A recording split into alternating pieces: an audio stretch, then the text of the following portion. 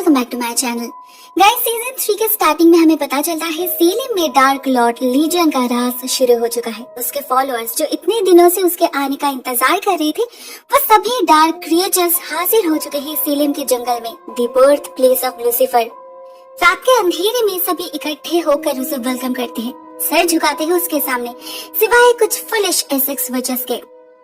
वो लोग बहुत प्राउड थे अपने काम को लेकर। ग्लैडली अनाउंस करते हैं उन लोगों ने ही ग्रैंड राइट कंप्लीट किया था, कंसेक्रेशन भी। उन्हें लगा लीजन उन्हें एक्स्ट्रा ब्लेसिंग देगा, जरूर ये सेलेम ही उनके नाम कर देगा, इतना तो वो डिजर्व करते हैं। मगर वो भूल गए थे शैतान धोखे के सिवा और कुछ नहीं देता। वो राजा है, राज करने आया है। धरती पर आने के लिए उसे इन लोगों की जरूरत थी, अभी उसका काम पूरा हो चुका है तो ये लोग भी उसके लिए बेमतलब है। वो भगवान नहीं जो न्याय देगा, उसे तो सिर्फ अपने फायदे से मतलब है। लीजियन इस एसेक्स विच को बहुत ब्रूटली मार डालता है, सबको याद दिलाता है ये सेलेम उसका है, ये धरती उसकी है। He is the one and only king of this kingdom, बाकी सब उसके स्लेव्स है। कमी है तो सिर्फ उसके ब्राइड की, मेरी की, जो अनफॉर्चुनेटली मर चुकी है। हम देखते हैं शैतान के जन्म के साथ साथ पूरे पृथ्वी में हलचल मच चुकी है।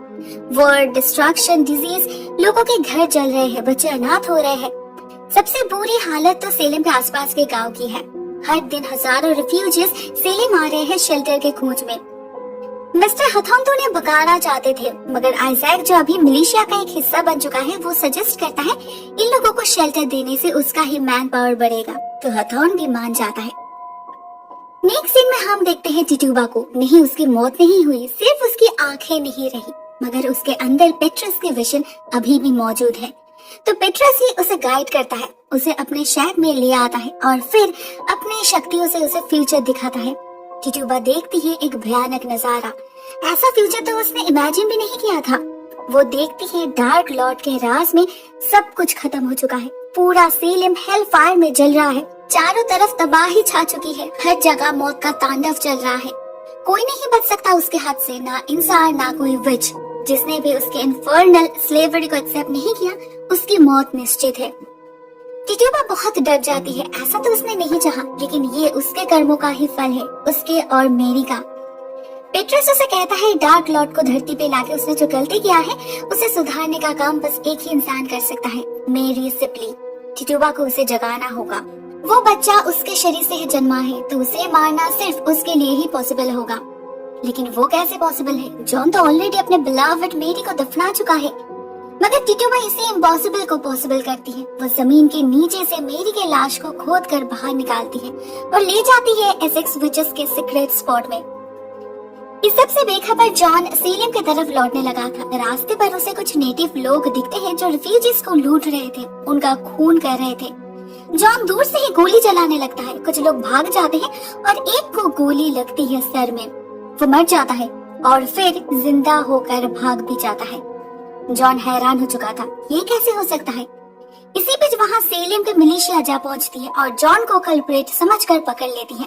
उसे सेलेम वापस ले जाया जाता है। मिस्टर हथौन तो उसी वक्त उसे फांसी दे देते, मगर जॉन उसे कहता है उसे फांसी देने से वो अपना डिस्ट्रैक्शन रोक नहीं पाएगा। उसे कोई आइडिया नहीं उनके लिए क्या वेट कर रहा है। वैसे ही प्लेग के कारण उनके बहुत सारे सोल्जर्स की मौत हो चुकी है। जो बचे कुचे हैं उनके पास फाइट करने का एक्सपीरियंस ही नहीं, तो हथौन उससे एक डील करता है, वो उसे जिंदा रखेगा, बदले में जॉन को उनके मिलिशिया को ट्रेन करना होगा। जॉन राजी हो जाता है। रास्ते पर आइजैक मिलता है जॉन को।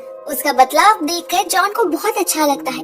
आइजैक मेरी के बारे में पूछता है। उसे लगा सेलेम को तबाह करने के बाद वो जरूर लंदन भाग गई होगी, मगर जॉन उसे इन्फॉर्म करता है मेरी की मौत हो चुकी है। जॉन उसे कॉटन के बारे में पूछता है, लेकिन आइजैक कहता है उसने पिछले कई दिनों से उसे नहीं देखा, इनफैक्ट किसी ने नहीं देखा। कैसे देख सकता है? कॉटन तो एन के ग्रिप में है, वो उसे अपने फेमिलियर के जरिए अपने वश में कर रखी है। कॉटन अंदर ही अंदर घुट रहा है, एक पपेट बन चुका है वो। इसके लिए वो एन को ही जिम्मेदार मानता है, मगर एन भी क्या कर सकती है, वो भी तो इन अ वे विक्टिम है। उसका अपना भाई सेबास्टियन लगातार उसे थ्रेट दे रहा है कॉटन को मारने का। इवन वो इसके बारे में लीजन को भी इन्फॉर्म कर चुका है। एन पूरी कोशिश कर रही कॉटन को सेफ रखने की, लीजन के गुडविल में लाने की, जिससे एटलीस्ट उसकी जान बच जाए। लेकिन कॉटन इस शैतान का स्लिफ बनने से पहले मौत को गले लगाना चाहता है। वो डेस्परेट है, वो एन से झगड़ने लगता है। ऐसे में जॉन आता है उसे ढूंढने। एन उसे अंदर जाने नहीं देती, मगर जॉन भी जिद करता है तो मजबूरन एन उसे मारकर भगा देती है। वो उस इंसान पर हमला करती है जिससे कभी वो प्यार करती थी। कितनी बदल चुकी है वो। लेकिन एन जॉन की दुश्मन नहीं थी, वो तो सेबेस्टियन था। वो जॉन से जलता था, मेरी उससे प्यार जो करती थी।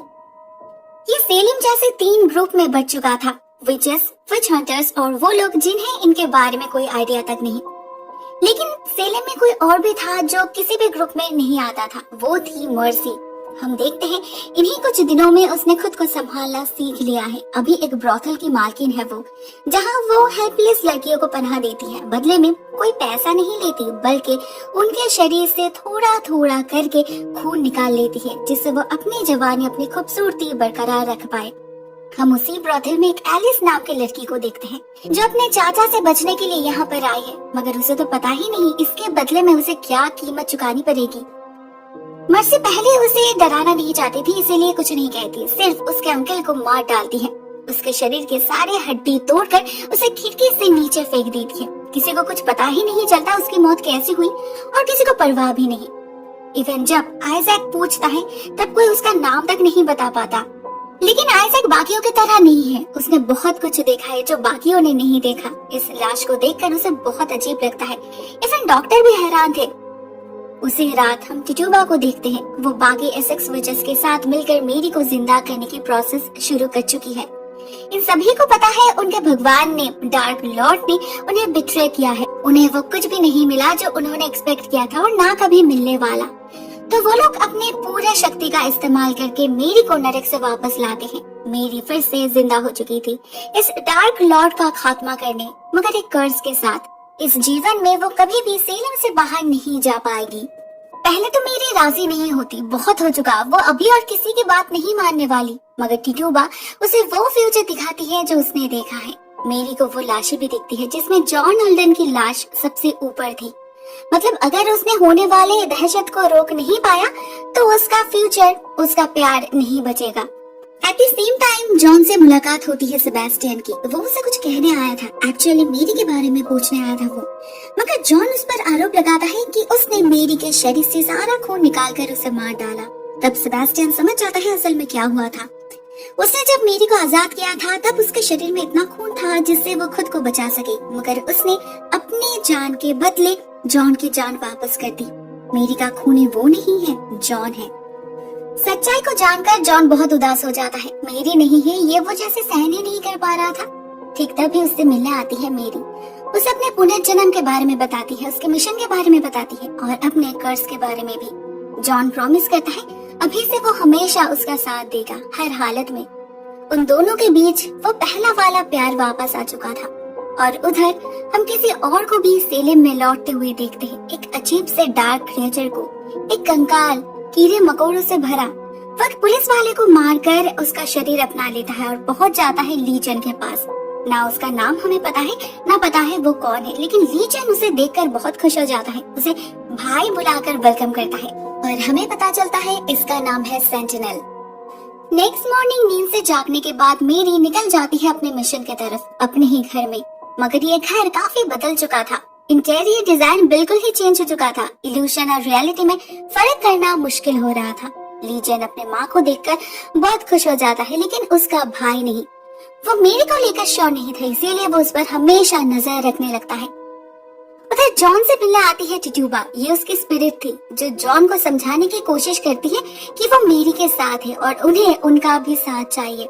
जहाँ मेरी सेलिम के अंदर लड़ रही है, जॉन को बाहर के दुश्मनों से सेलिम को बचाना है।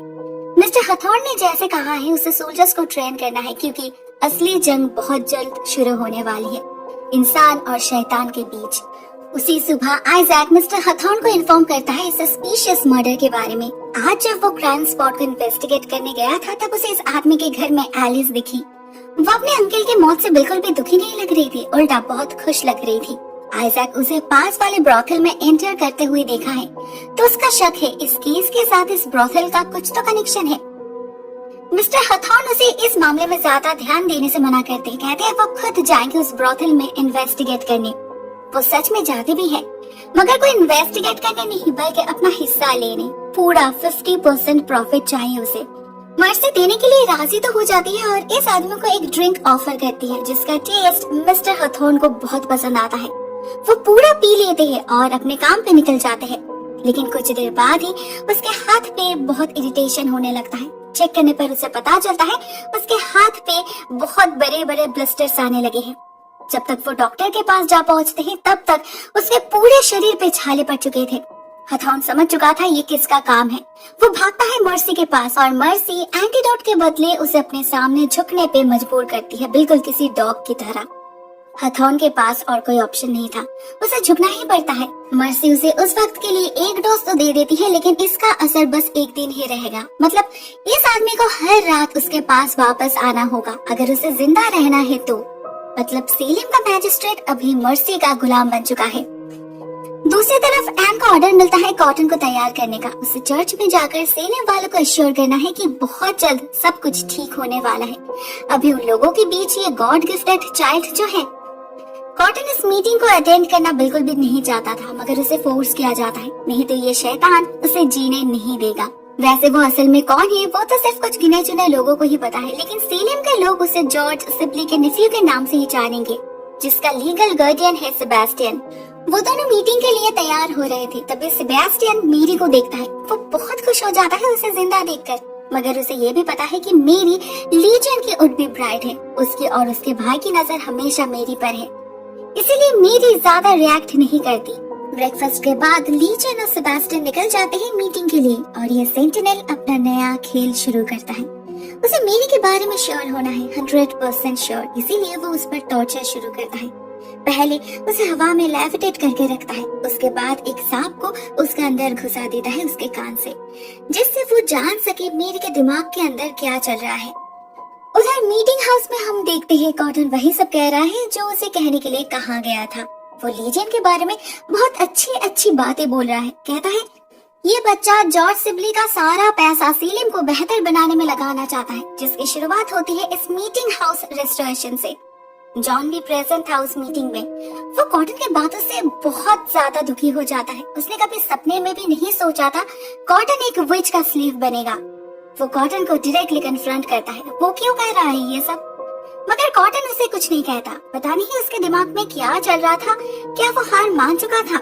शायद नहीं, क्योंकि उसी रात वो एन के साथ अपनी मर्जी से इंटीमेट होता है, मगर उसके सो जाने के बाद ही छुपके से उसके कुछ बाल अपने पास रख लेता है और तब हमें पता चलता है उसके असली प्लान के बारे में। असल में इससे पहले भी वो एक बार इस घर से भागने की कोशिश कर चुका है, लेकिन जैसे ही घर से निकला उसके अंदर का चूहा उसे दर्द देने लगा। कॉटन समझ गया ऐसे नहीं होगा, जब तक ये फेमिलियर उसके अंदर है वो कभी भी एन के ग्रिप से आजाद नहीं हो पाएगा। इसीलिए उसे सबसे पहले इस चूहे को मारना होगा, वो भी अपने शरीर के अंदर।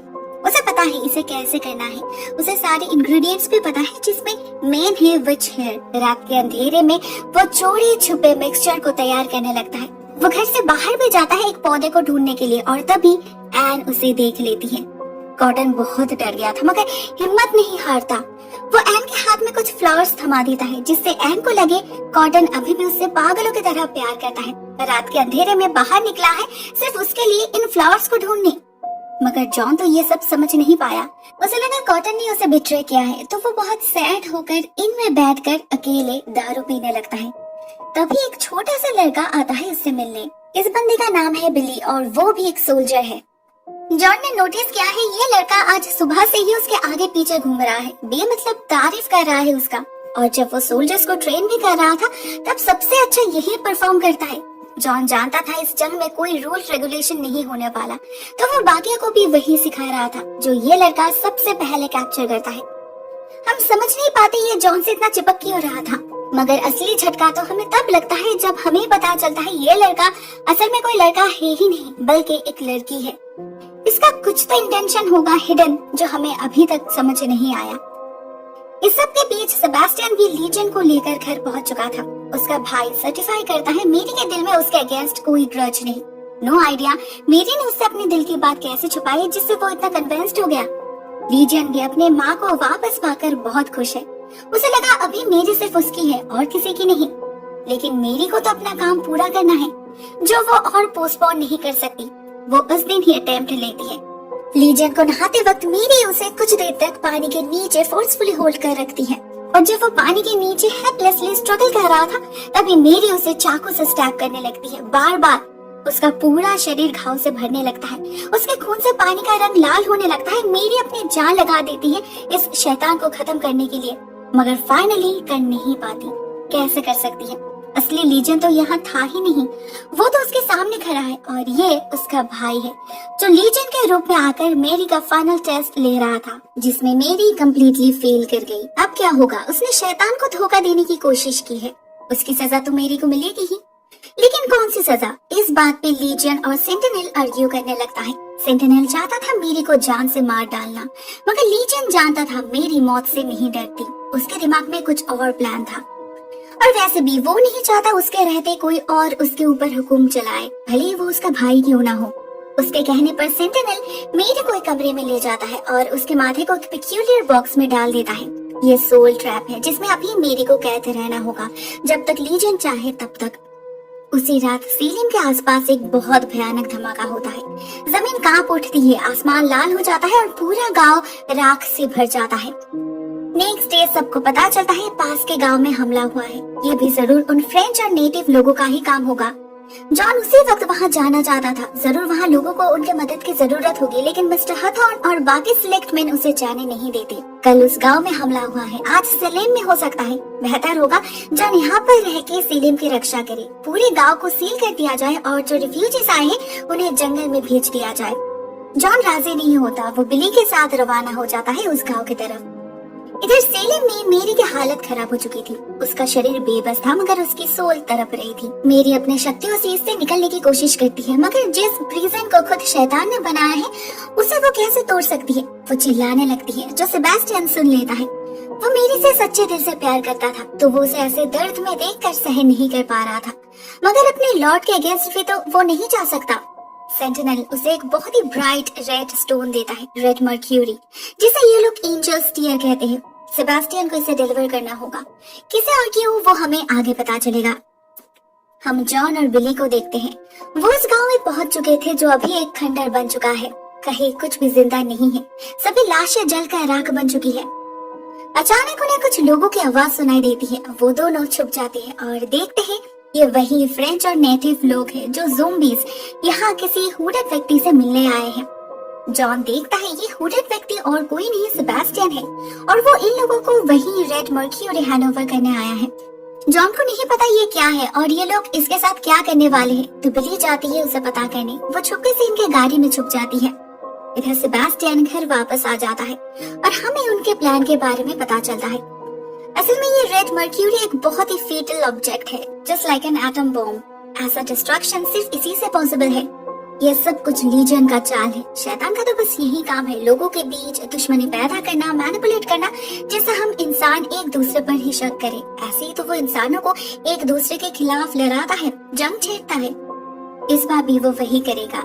उसने ही उन फ्रेंच लोगों से आसपास के गांव में हमला करवाया है, जिससे सारे लोग सीलिम में आ जाए और जब शैतान सीलिम में धमाका करे तो उसका दोष भी ये फ्रेंच और नेटिव ज़ोंबी से ले ले। What a plan. उसी दिन बाजार में मिस्टर हथॉर्न कॉटन को पकड़ता है। सेबेस्टियन ने उसे कहा है अगर रिफ्यूजीज आना बंद हो जाएगा तो वो लोग भी सप्लाईज बंद कर देंगे, मतलब हथॉर्न के पॉकेट में भी पैसा जाना बंद हो जाएगा। ये वो डेफिनेटली नहीं चाहता, लेकिन बाकी सिलेक्टमैन तो राजी नहीं हो रहे, इसीलिए वो चाहता है कॉटन उन्हें समझाए। कॉटन को इस सब में कोई इंटरेस्ट नहीं था, मगर वो किसी पर्सनल रीजन से हाँ कर देता है। असल में फेमिलियर को मारने के लिए उसे शराब की जरूरत है जो उसके घर में नहीं है। घर में कोई हर्ब्स भी मौजूद नहीं, तो कॉटन इस मौके का फायदा लेकर सारे हर्ब्स खरीद लेता है। अभी बस इसे शराब में मिलाकर पीना होगा। शाम होते ही वो जा पहुंचता है मीटिंग में। वहाँ सेबेस्टियन उसके बिल्कुल पास बैठा था। कॉटन किसी तरह लोगों को मना लेता है हथौड़ की बात मानने के लिए और सेबेस्टियन से छुपकर टोस्ट करने के बहाने पी लेता है इस मिक्सचर को। उसे बहुत ज्यादा वॉमिटिंग फील हो रहा था। वो वॉशरूम भागता है और बहुत मुश्किल से उस चूहे को अपने मुंह से बाहर निकालता है। दर्द बहुत होता है उसे, लेकिन फाइनली वो एन के ग्रिप से आजाद हो चुका था।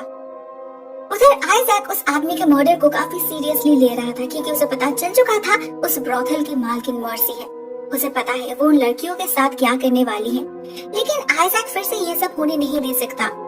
तो वो मिस्टर हथॉर्न से परमिशन मांगता है मर्सी को अरेस्ट करने के लिए, जो ऑफ कोर्स हथॉर्न नहीं देता। लेकिन मर्सी भी चुप नहीं बैठती। उसी रात वो आइजैक को सबक सिखाने के लिए कुछ गुंडे को भेजती है, जो आइजैक को बहुत पीटते हैं और मर्सी से दूर रहने के लिए कहते हैं। सभी किसी न किसी हार्डशिप से गुजर रहे थे, मेरी भी। हम देखते हैं लीजियन और सेंटिनल उसे एक जंगल में ले जाते हैं फाइनल पनिशमेंट के लिए। लीजियन एक एक करके मेरी से उसकी विच पावर छीनने लगता है। अर्थ, वाटर, फायर सभी शक्ति छीन जाती है उससे। मेरी अभी और कोई विच नहीं रही, वो एक मामूली सी लड़की बन चुकी है, बेबस, लाचार। अब कैसे लड़ेगी वो शैतान से? कैसे अपने प्लान को अंजाम दे पाएगी वो? इधर एम के पास भी उसका फेमिलियर वापस आ चुका था, जिससे वो समझ गई कॉटन उसके हाथ से निकल चुका है। क्या करेगी अब एम? वो जानने के लिए आपको नेक्स्ट पार्ट देखना होगा दोस्तों। आज के लिए बस इतना ही। Thank you so much for watching this. बहुत जल्द मिलते हैं सीएलएम सीजन 3 पार्ट 2 के साथ। तब तक के लिए टेक केयर।